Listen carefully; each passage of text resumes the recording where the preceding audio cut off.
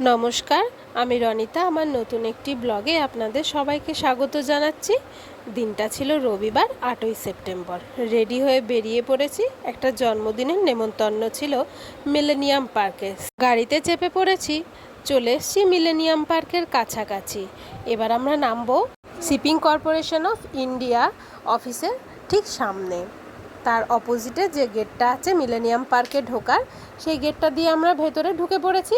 এখান থেকে যে লঞ্চগুলো মানুষ বুক করে কোনো অনুষ্ঠান পারপাসে ভাড়া নেয়, সেগুলো এই ঘাটটা থেকে ছাড়ে। এখানে মোটামুটি 5 ঘন্টার জন্য এই লঞ্চগুলো ভাড়া নেওয়া যায়। দুপুর 12:30টার মধ্যে ছেড়ে দেয়, বিকেল 5:30টা পর্যন্ত। কোনো ছোটোখাটো পার্টি বা অনুষ্ঠান থাকলে এগুলো আপনারা ভাড়া নিতে পারেন। এই যে চলে এসেছি, লঞ্চটা খুব সুন্দর করে সাজানো হয়েছে। আর যার বার্থডে ছিল সেই বার্থডে গার্লের ছোট থেকে ছবি দিয়ে সেটা সাজানো হয়েছে। লঞ্চে আমরা উঠেও পড়েছি। এই যে বার্থডে গার্লকে পেয়ে গেছি, একটা ছবি তুলে রেখেছি। আরও আমাদের যেসব রিলেটিভরা এসছিল, সবার সাথে তো কিছু ছবি তুলতেই হবে। সেই ছোটোখাটো কিছু সময়, কিছু মুহূর্তকে ক্যামেরা বন্দি করে রেখেছি। আসুন বাইরের পরিবেশটা আপনাদেরকে একটু দেখায়। লঞ্চ ছেড়ে দিয়েছে 12:30টায়। মিলেনিয়াম পার্কের শিপিং ঘাট থেকে ছেড়ে লঞ্চ যাচ্ছে হুগলি সেতুর দিকে। এদিকে কেক কাটার অনুষ্ঠান শুরু হয়ে গেছে। জন্মদিনের কেক কাটা, কেকটাও খুব সুন্দর করেছিল। দেখুন, আমার ছেলেও একটুখানি ভাগ পেয়েছে, সবাই আমরা ভাগ পেয়েছিলাম। বাচ্চাদের এন্টারটেনমেন্টেরও অনেক রকম ব্যবস্থা ছিল। এই যে বেলুন শুটার, সব বড় বড় শুটাররা আসছে বেলুন শ্যুট করতে।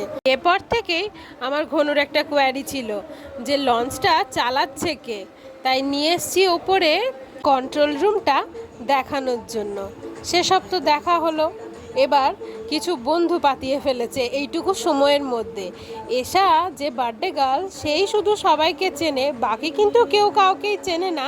কিন্তু কত অল্প সময়ের মধ্যে বাচ্চারা নিজেদের মধ্যে বন্ধুত্ব করে ফেলেছে। ওরা খেলুক, আপনাদের বেলুর মঠটা বাইরে থেকে একটু দেখিয়ে নিই।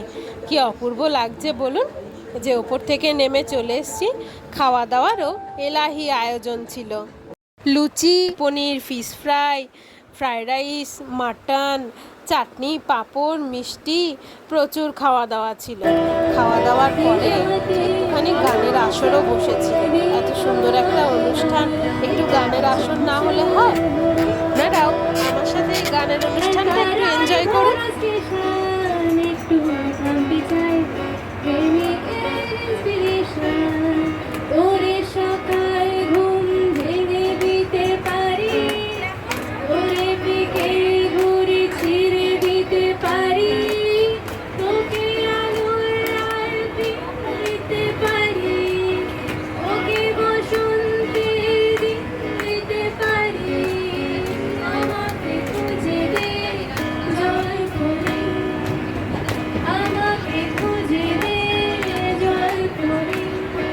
গড়িয়ে বিকেল প্রায় 5:30টা হতে চলল।